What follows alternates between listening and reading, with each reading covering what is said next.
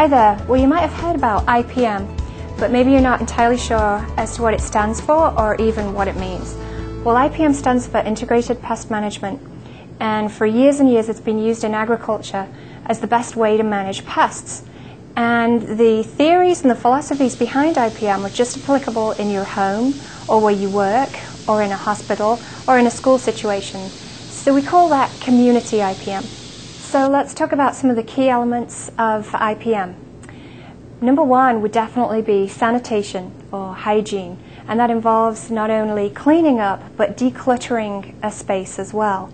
So whether you're talking about your living room at home where perhaps you eat the occasional dinner in front of the TV, or if you're talking about your work cafeteria, cleaning up and decluttering helps enormously.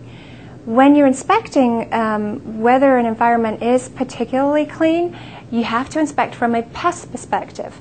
So we may walk into a cafeteria and look around and everywhere is clean, the floors are clear of debris, and we may think it's a very nice, neat, clean facility. But we need to inspect that facility from a pest perspective. So we go down on the floor and you look back into those dark corners where perhaps you can't reach with a mop or a vacuum very easily. And that's where you find buildups of debris and that grease and grime that is just not easy to access, to clean up. And so cleaning from a pest perspective is definitely the most important thing. So the second element would be seal up. Sealing up a building really helps to keep the pests that are ingressing from the outside on the outside. And perhaps there are a few things on the inside, and I'll give you some tips on how to deal with those also. So let's just consider sealing up the building. Most pests enter a building exactly the same way we do, through the door. And there's just a very simple way that you can prevent them from doing that. When we look at a door, we tend to think it's closed if it's closed within the door frame. But if you're a pest and you're a cockroach, or if you're a mouse, you could probably scoot underneath that doorway if there's a little bit of a gap. And one of the things, my favorite items, is just simply a door sweep. These door sweeps attach to the door, and the bristles keep those outdoor pests outside where they should be.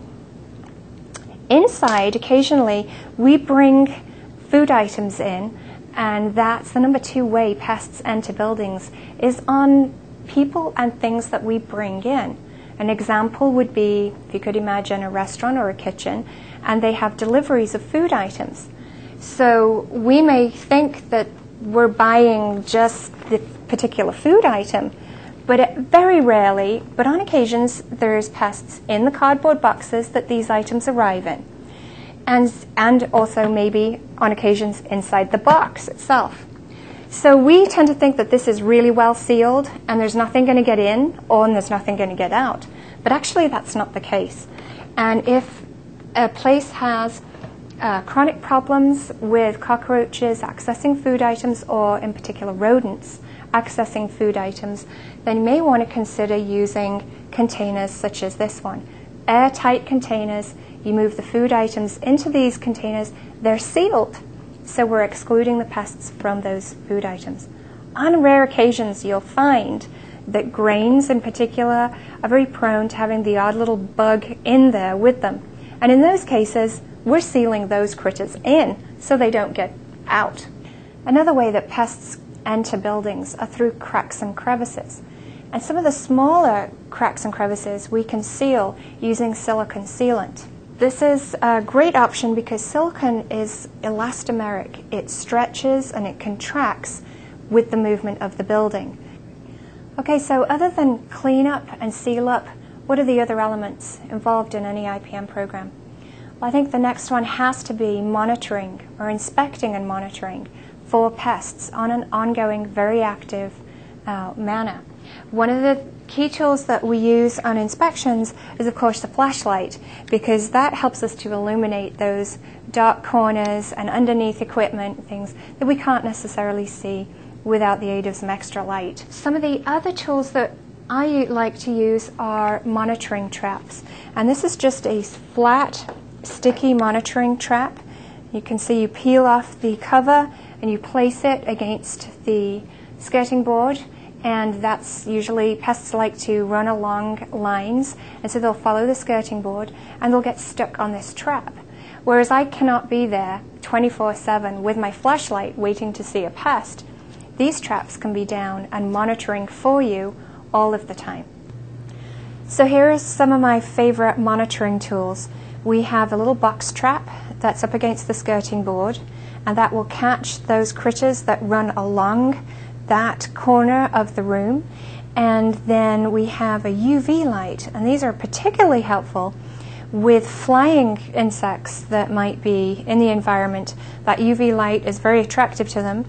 And if I can just show you behind this light, there is a little sticky board. So these just help to collect all of the bugs out of this space. And we have these right next to the red bin here, because that's a trash receptacle and food items do end up in there. So we have something here for the cockroaches and the crawlies, and something right here for those that are flying around.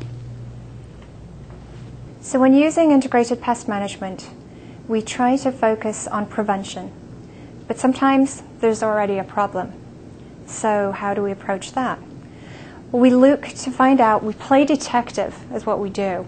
We actually try to see why those pests are a problem in that environment at the time.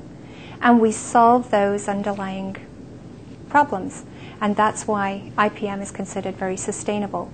You focus on remediation of the specific problem that's causing the pest infestation. And then you get rid of your pests. Okay, so some of the tools that I'm going to talk about some of my tools, the tools that I don't particularly like personally. And because integrated pest management focuses on remediation of the fundamental reason why pests are there, foggers generally aren't used as part of an IPM program. But we do use pesticides of various kinds.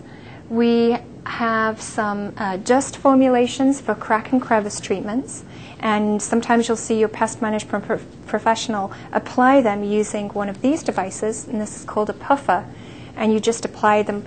The product is puffed directly into the crack and crevice with minimal exposure to humans and pets.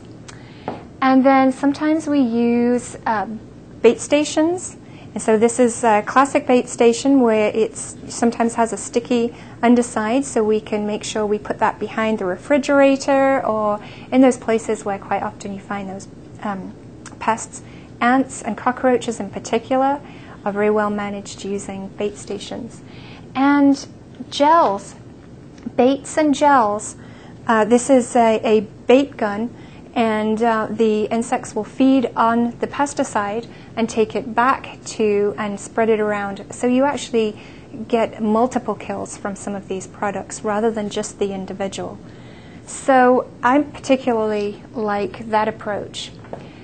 As far as rodents are concerned, IPM really don't advocate the use of free baits such as these, because rodents will pack them into their little pouches and disseminate these bait particles around a variety of different places. They'll stash them in food hoards, or they'll move them around your place of your residence or your place of work. So free rodent baits just like that, really, we very rarely use anything like this in an integrated pest management program. But we do use traps, and we do use rodenticides in tethered, locked bait stations rather than as free baits like this. So when we do find that we have to use a pesticide as part of our IPM program, we make sure that we choose an option that is the most effective, but also the safest option available. Safe for kids, pets, and people, and the environment. But there's still lots more that I could show you. So let me take you outside, and we'll have a look at some of the things around the outside of the building that we could do to reduce the amount of pests inside. So we're on the outside of the building, and you can see that this is great habitat for pests. Lots of pest-conducive conditions here. We have a water source, which is beautiful, and it's well managed. It's packed full of fish, and so we don't have a mosquito problem because of the water source. But it does attract other pests. So then we have trees, and the trees are hanging the roof area and touching the roof of the building, and that's an avenue of ingress for ant species and some bark scorpion issues. And so the way to remediate those kind of problems is to just trim those trees away from the building. You can still have them here. They're great for shade, and great bird habitat, but it would be nice to have them away from the buildings. Because we have water and we have lots of seeds and nuts from some of the native plants out here, we do have significant rodent problems. So it's especially important to seal up those doorways. When you think about a nickel-sized gap can give access to a rat, and just a hole the size that you could stick a pencil through. If you can stick a pencil through a hole, then a mouse can squash its body through that hole and get access. So very important to seal the outside doors. And plus there are some other entry points, and I'll show you those as we move along the building. Wherever you have utility pipes that go into the building, it's a potential point of access.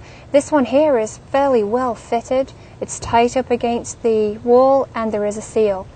This one is pulled away from the wall. You can see there is an access point. Ants could easily get through there.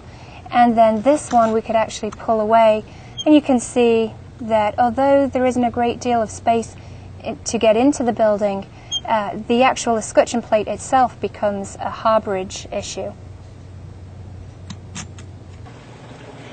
So these are paper wasps, and they build these nests. There's a couple of them on this side of the building. This is obviously a favorable aspect for them and a good environment, and they're not really causing a problem, and they will die off in the winter. So we will probably just let them do their thing until winter time, and then we will remove the nest. So you can see the webbing on the outside of the building here. It's not causing any structural damage, but it becomes a bit of an eyesore, and it's clustered around this external light. And so to resolve this kind of a problem, you'd really just change the light out to a yellow bug bulb that doesn't attract the insects, and therefore the spiders won't congregate in that area. And this sheet webbing and the spiders are best removed by just simply hosing off with water. There's no pesticide needed for remediation of this kind. Just take water and hose it down, and you remove the webbing at the same time as the spiders and the egg sacs. Well, I'm glad I got to show you some interesting things around the place where I work, here at the University of Arizona. But I'd like you to hear from some other people who are also practicing IPM where they work. So we're going to go to the Phoenix Convention Center, where the people there are also practicing IPM. I manage the grounds on the outside, and I take care of all the pest issues and spraying of the buildings, the IPM program here at the Convention Center. And one of my goals was to be more proactive with not using pesticides, herbicides, or any of that, because the effect on the environments and human. So I just started researching better ways to manage without using chemicals. We have made sure all of our pipe penetrations from the outside are sealed, all of our door sweeps on the doors are adjusted correctly, and a lot of inside maintenance issues of keeping spills and any food items cleaned up immediately. Well, I think it's very important, because if we don't keep these kitchens clean, we're going to have animals, and we're going to have people get sick and stuff like that. And because we're a big company, we want to make sure that everybody's happy. We have done a couple of pilot projects on IPM because we wanted to learn how it operates. Does it take more work? Is it effective? Is it cost effective? When you talk about a place the size of the city of Phoenix, we're the 5th largest metropolitan area in the country, change like that, we want to be very careful about how we use taxpayers' dollars. So we did do a pilot, and the one facility that we tried this in first was very successful, 99% reduction in chemical spraying compared to the treatments that we were doing previously. And it involves some employee training, and that engages all levels of the organization.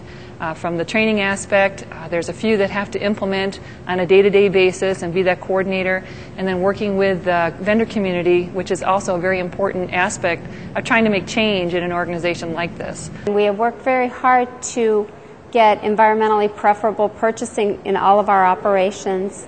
And if we can eliminate pesticide spraying in our buildings, then it's a safer environment for our customers and for our employees. And it is also, in the long run, a cost-saving measure and a huge improvement for the environment. Well, our program's inception, pollution prevention, is all about low toxicity, and we've been doing that program for over 10 years. So when IPM became available, it was a natural transition because it's low toxicity. But then it also fits into sustainability because you're talking about indoor air quality, and the fact that there's a statistic through the U.S. Green Building Council about spending 90% of our lives inside a building. I know that 8 hours of my day are spent at work, and so there are lots of people with sensitivities to chemicals, and if we can find a way that reduces the toxicity of the products that we're using and also benefits indoor air quality and quality of life for our employees, then I would think that that would be a natural act to take. The greatest challenge is educating all of the employees, the guests, and the clients that you deal with.